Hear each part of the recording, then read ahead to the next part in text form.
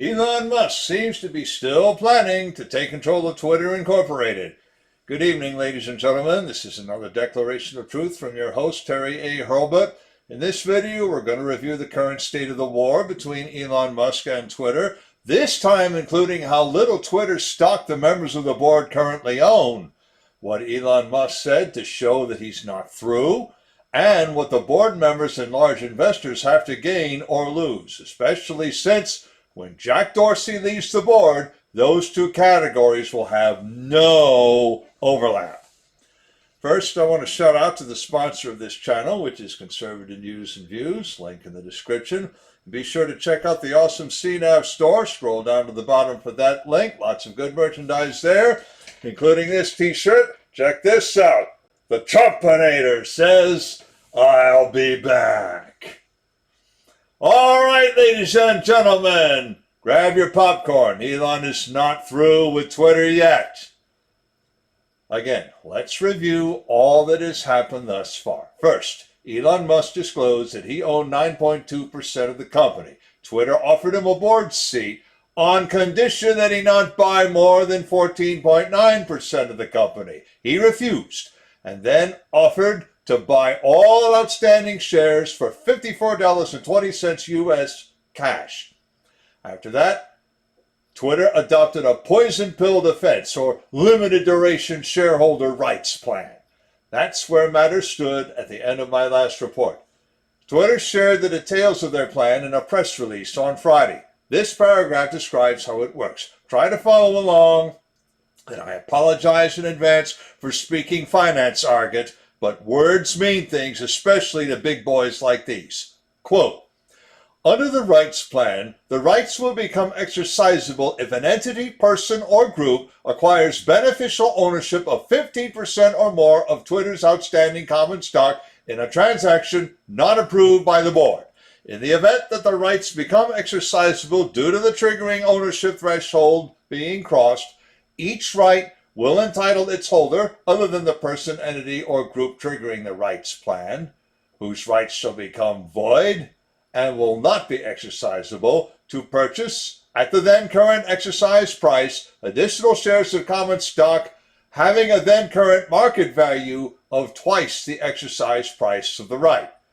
Unquote Twitter. Two definitions are crystal clear. An entity means a registered business of some kind, typically a partnership, corporation, or doing business as name.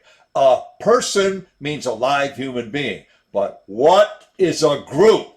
Classically, a group is a registered collection of entities, but group could mean any set of entities or persons acting together.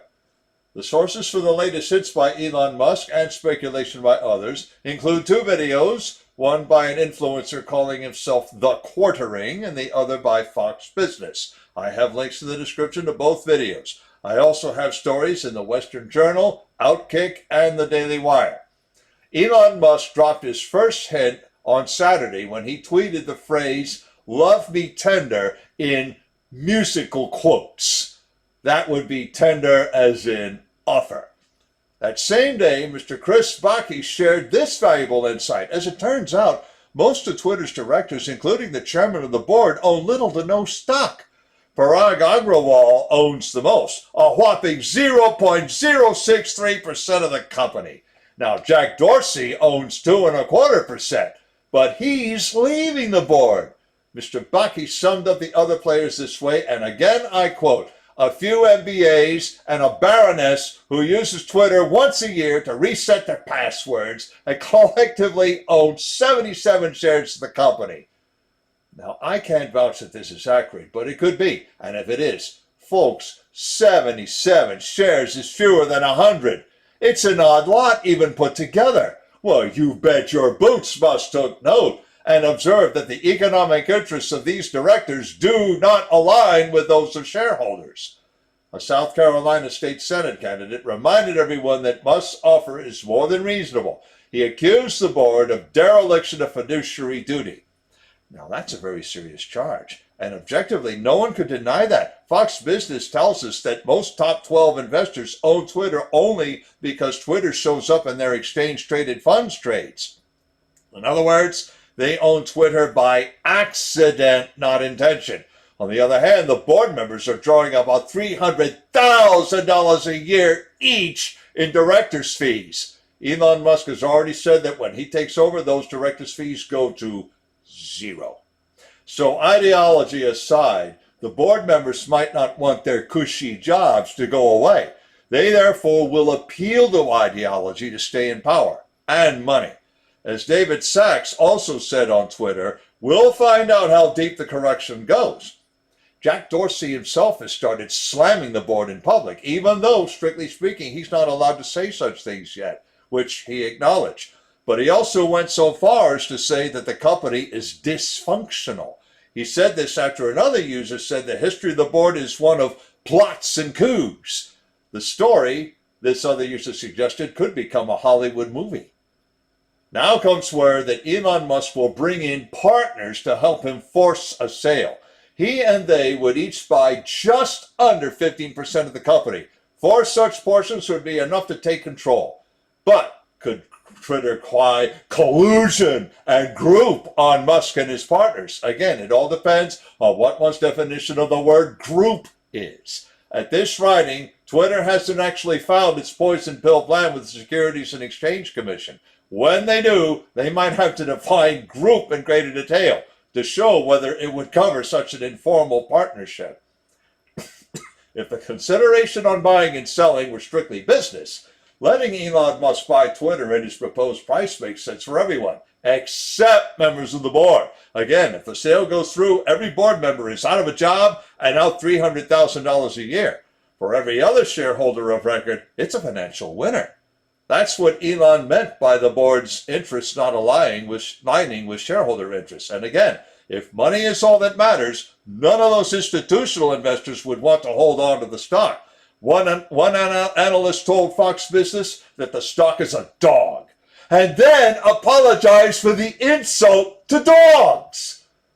But if all those top 12 investors have ideological motives, they could refuse their proxies if Musk started gathering them. The Kingdom of Saudi Arabia already has an ideological motive. 2 Twitter employees were caught red-handed spying for the kingdom. Vanguard and BlackRock have reputations for membership in or ties to the World Economic Forum. That makes them deep state players. If Fox Business didn't mention that, maybe somebody threatened their families to make sure they wouldn't. Again, that leaves the idea of millions of small investors buying 100 shares each and giving Elon their proxies. To borrow a scenario from Hollywood, don't wait for the Magnificent Seven or the Fantastic Four to save you. Grab a hoe or the equivalent and take after the deep state bandits yourself. Enough of you doing that can make things happen. Links to the description of the article, to the 2 other videos, to the Chris Spacky tweet showing how little of the company members of the board own, and to conservative news and views. I have another link to the awesome online store, as I mentioned. And if you like what you've heard, you can like this video and subscribe to this channel. In case you're wondering, yes, this video will be on the Twitter playlist. This is Terry A. Hurlbut delivering another declaration of truth and reminding you to let the truth set you free.